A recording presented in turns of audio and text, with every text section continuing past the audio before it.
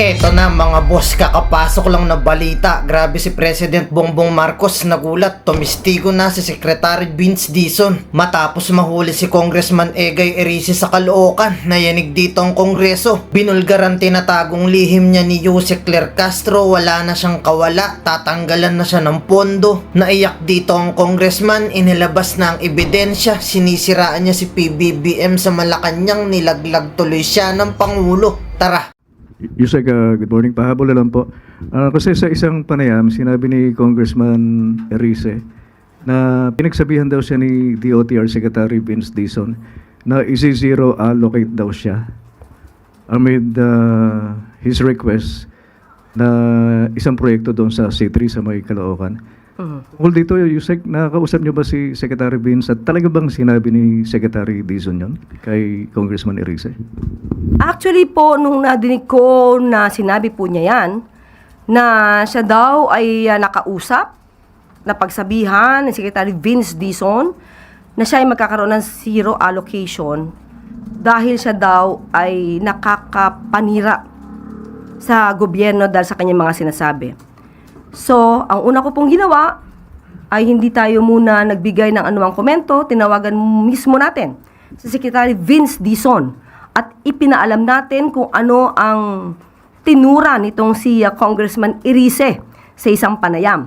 At yan po ay pinasinungalingan mismo ni Secretary Vince Dizon dahil hindi po niya nakakausap si Congressman Erice patungkol sa kanyang pagbibintang.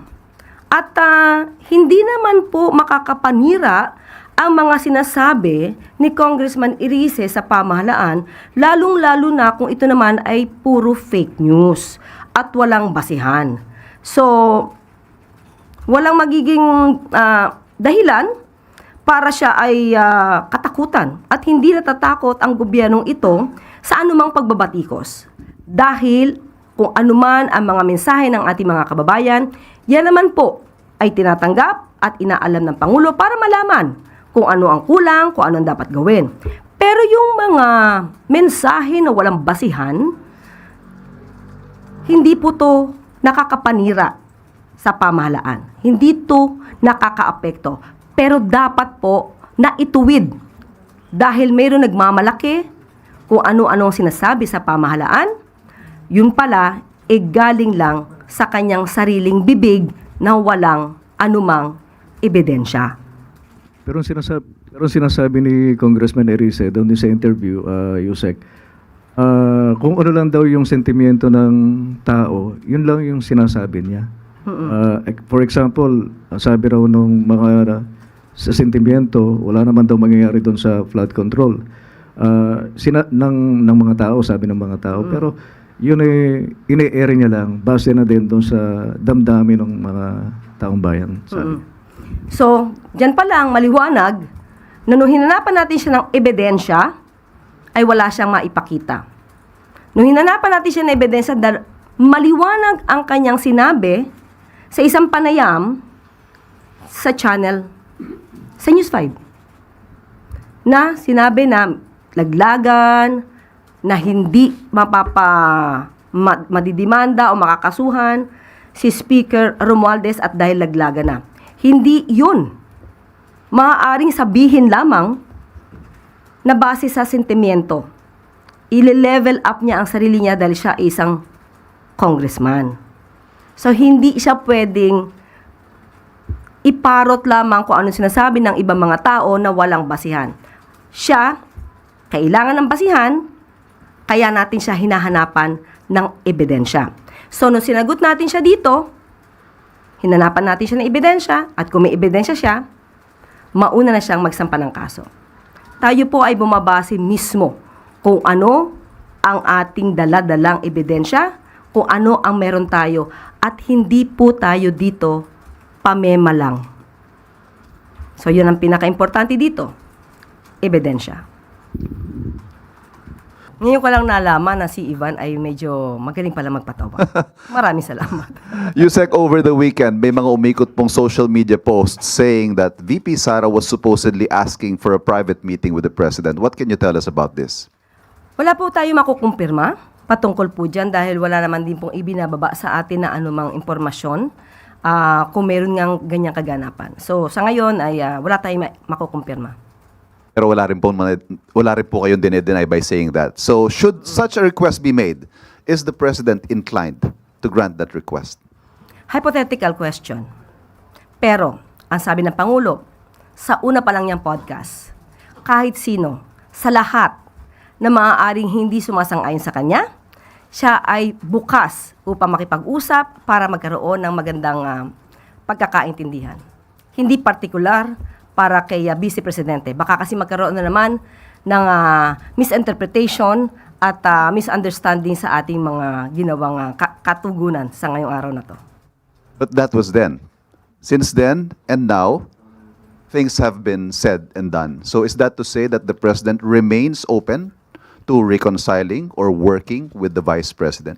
Sa lahat ng kababayan natin, sa lahat ng tao ay open ang Pangulo. Salamat po. Follow-up question po, si Ivan Mayrina. GMA News. Ma'am, naitanong na po ito sa inyo last week, but I just like to follow up on this. Nakausap niyo na po ba ang Pangulo tungkol sa nabanggit na leadership funds and what did he have to say about it? Yes, nakausap po natin. Sinabi niya po na wala talagang itong pinag-usapan dahil nung pag nag-uusap sila at nagre-report si Secretary Manny Bonoan, hinahanapan niya ng proyekto at dapat ang proyekto ay base sa pangangailangan ng lugar, ng bayan. Ang pondo binibigay sa proyekto, hindi sa tao. Kaya siguro nabanggit niya na equitable distribution ang nais ng Pangulo dahil yun ang utos ng Pangulo. Pero when it comes to leadership fund, never po ito nabanggit sa Pangulo at ito din po ay dininay ng economic team. So kung meron man silang pag-uusap among themselves dito sa DPWH, hindi po ito kailanman naging programa ng Pangulo. At hindi po nakalagay ang leadership fund sa GAA. Yan din po ay tinanong natin mismo sa DBM. Wala pong leadership fund dito sa GAA. But as it appears in former Secretary Bonoan's affidavit, ang leadership funds daw po, or at least internally that's what they call it, came about upon the President's instructions na tugunan yung kabawasan sa mga priority projects dahil nga nagsisingit ang mga legislators. So, are we still saying na hindi ito alam ng Pangulo, even if it appears, like I said, na ito po ay bunga ng kanyang utos? Yeah, ang utos nga niya ay dapat maging maayos ang lahat ng proyekto. Ayokong sabihin pinagalitan si Secretary Manny Bonoan. Pero nung huli kami nag-usap na Pangulo, sa mukha niya, yun ang gusto niyang sabihin kay Secretary Manny Bonoan, ayusin mo ang trabaho. Panghuli po, this question needs to be asked.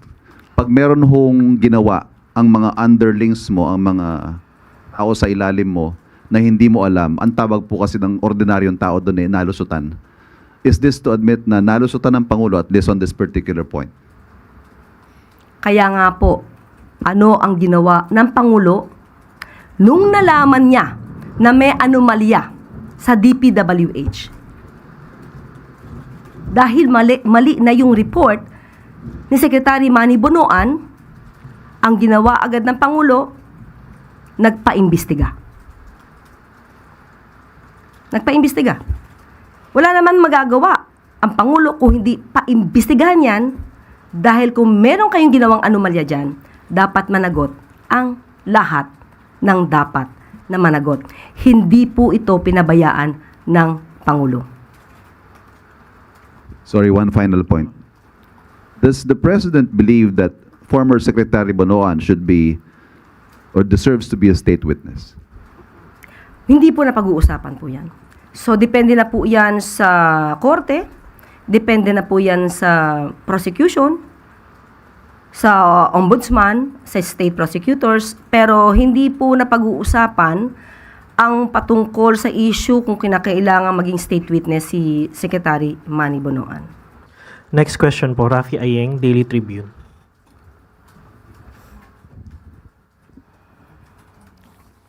Good morning, ma'am. Ma'am, will there be a possibility na hindi na matuloy yung BARM polls dahil sa nangyaring insidente ng ambush sa isang mataas na official nila?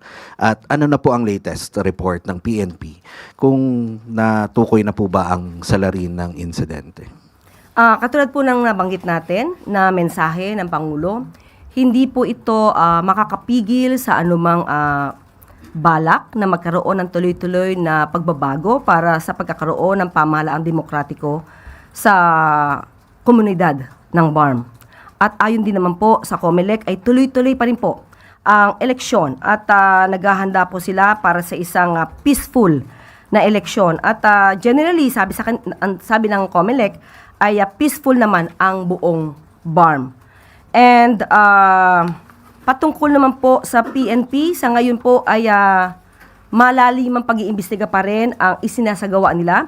Pero kung ano man po ang operasyon para malaman kung sino ang nasa likod nito, ay ipapaubayan na lamang po natin sa PNP at hindi po natin maaaring ibunyag sa lahat kung ano pa ang kanilang mga ginagawang pag-iimbestiga at operasyon. Susunod na tanong po, Eileen Taliping, Abante Tonight. Yusek, may mechanism ba ang government para ma-check, verify, and validate yung mga, kung totoong mga deserving students na mga mahihirap na estudyante ang nakikinabang doon sa Presidential Scholarship Program ni Pangulo? Kasi mayroon pong isang umikot sa social media na anak ng kapitana ng barangay ang binigyan, unang binigyan ng scholarship. Kahit noon pa po ay nabanggit na po ng Pangulo sa meeting na dapat na ipaalam sa ating mga kababayan ang scholarship na ibinibigay ng ating pamahalaan. At gusto niya makarating ito sa kasulok-sulukang parte ng Pilipinas para kung sino man yung mga deserving na mga kabataan na nais na mag-aral pero kapos sa buhay ay dapat na matulungan at sila ang magiging pag-asa ng bayan. Yan ang nais ng Pangulo. At sa ngayon ay meron naman po na mekanismo na ipinatutupad. Ang criteria po ay dapat ay graduating college student at may risk na ma-drop out dahil sa kulang sa kanilang pantustos sa pag-aaral. Ang pumipili po ng scholars ay ang barangay officials kasama ang sangguniang barangay na mayroong education committee. At katuwang din po ang Office of the President ang Liga ng mga Barangay National Office at ang DILG. Sila ang nagsasagawa ng programang ito at kung mayroon man na umaabuso, huwag po silang mag-atubili at huwag matakot na ireklamo po ito sa Liga ng mga Barangay National Office at sa DILG. At maaari din pong itong iparating dito sa PCO at sa Office of the President. Dahil ang gusto po ng Pangulo ay mabigyan talaga ang nararapat at deserving students na mabigyan ng tulong. Pero ayun naman po din natin bigyan ng anumang judgment yung sinasabi na anak ng nasabing barangay officials, baka kasi siya naman din ay deserving student. At hindi naman po namimili ito na kapag kamag-anak ng isang barangay official ay hindi naman maaaring maging beneficiary. So basta po deserving at kailangan yung kanyang requirements bilang deserving student ay naabot. So yun lang po naman ang gusto ng Pangulo. Follow up, ma'am. Paano po kasi kung minsan naaabuso din ng mga barangay officials yung ibinigay na pribilehiyo para sa mga mahihirap na estudyante at ibinibigay sa mga kamag-anak nila? Yes, kaya nga po, kung meron po tayo nakikitang ganyan, katulad po niyan, may nagsusumbong, madali naman po magsumbong ngayon. So, ang mga ganyang mga klaseng reklamo ay wini-welcome po natin at tinatanggap po natin dahil kailangan po talaga ng ayudang ibinibigay ng Pangulo at ng pamahalaan at ng local government units natin ay makarating sa tama. Thank you. Next question po, Samuel Medinilla, Business Mirror. Good morning, ma'am. Na-mention po ni President Marcos during po yung FOCAP forum last week na nagkakaroon raw po ng issue sa implementation ng infrastructure projects pagdating po sa absorptive capacity ng concerned government agencies at mga contractors. Paano po kaya ito i-resolve ng Marcos administration at may ensure na hindi na po ito maulit sa 2027? Yes, opo, nabanggit po yan ng ating Pangulo mismo sa isang sagot sa FOCAP. At nabanggit niya ito dahil nga nagkaroon ito ng epekto sa economic growth ng ating bansa dahil yung public spending natin noong nakaraang taon ay napigilan or hindi umalagwa dahil nga mas minabuti na protektahan ang pondo kaysa mapunta sa mga walang basihang mga proyekto.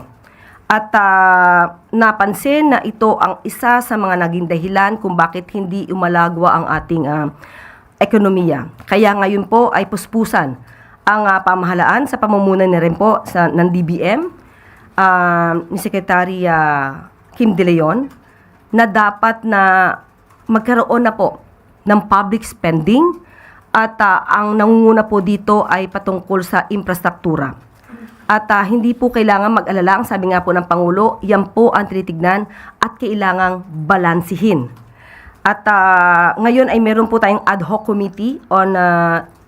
subcommittee on project implementation and results monitoring the infrastructures, no, na isinasagawa. So meron tayong Infracom na maaaring tumingin po dito at para maibigay ang mga proyekto sa tamang mga kontraktor. Tanong ko lang, follow-up lang po. Paano po kaya i-address sa ngayon po kasi meron na pong backlog ng infrastructure projects yung Marcos administration. Ano pong assurance na by 2027 yung backlog na yun plus yung additional infrastructure projects next year ma-accomplish po ng administration? Yan naman din po ang gustong mangyari at naipangako ni DBM Secretary Kim De Leon. Pero hindi naman dahil sa nagmamadali tayo ay hindi na natin i-assess or i-evaluate ang mga programang at mga proyekto na isasagawa sa ngayon. Nandun pa rin po ang pag-iingat, pero mas mabilis na po ang pag-release ng pondo ngayon basta po mapatunayan lamang na tama po ang proyektong igagawin. May naging commitment po kaya yung DBM at saka yung DPWH kay Pangulo pagdating sa pag-address ng absorptive capacity? Yun po ang gusto ng Pangulo, kaya yan din po ang pinangako nila sa ating Pangulo. Thank you po. Next question po, Harleen Delgado, ABS-CBN. Good morning, Yusek. Yusek, I understand there's already a legitimate memo, but earlier there's this supposed fake memo that circulated on social media about the suspension of in-person government work in classes.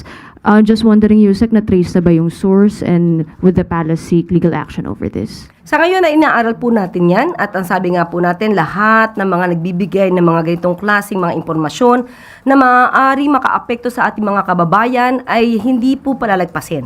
So aalamin po natin kung saan ito nanggagaling at medyo ang bansa po natin talaga ay bugbog na sa fake news. So hindi lamang po PCO, hindi lamang po ang pamahalaan ang magsasagawa ng anumang pag-iimbestiga rito o pag-assess. Kakailanganin din po namin ang tulong po ninyo, lalong-lalo na sa mainstream media dahil kayo po ay napakalaking tulong sa ating gobyerno para hindi na kumalat pa ang ganitong mga klaseng fake news. Dito na po nagtatapos ang ating press briefing. Tandaan po natin, ang bagong Pilipino ay hindi sa pasigaw-sigaw o pagtaas ng boses sa kanyang mensahe idinadaan ang pagpansin sa pamahalaan, kundi sa lehitimong ebidensya. Hindi bumibida na pag hinanapan ng basihan, iibahin na ang usapan. Magandang araw para sa bagong Pilipinas. Ngayon, ikaw bilang Pilipino, ano ang masasabi mo at reaksyon sa balitang ito? Mag-iwan ka ng komento mo sa ibaba at ating pong babasahin isa-isa.